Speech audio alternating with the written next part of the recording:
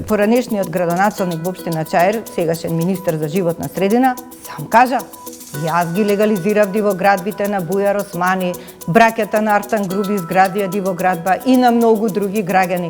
Кој покрена нешто по таа негова изјава? Имено и ние не добивавме документи од општина Чаир, дури имавме и прекршачни казни за градоначалникот кој што не ни доставуваше документи. За сите овие дивоградби некој свесно прогледувал низ прсти? Да. Тотално едно лудило, затоа што вие морате законски да се приклучите на инфраструктурата на градот. Како може да ве приклучи ако сте дивоградба? Дали сме сведоци на длабока држава? Или држава во држава? Па не сме далеко. Овде нас ни треба една маца и градска дисциплина и на граѓаните, затоа што граѓаните се оттуѓени од градот. И е срамно, поради нетранспарентност, ДКСК да завршува со пресуда на управен суд, кој што вели морате да ги дадете податоците. Значи, тоа е недозволено. И од овој случај ништо не научивме, со сертификатите.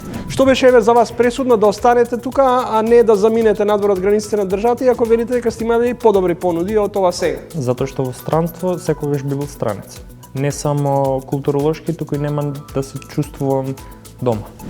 Гледајте го новото издание на Трилинг вечерва 20 часот и 45 минути.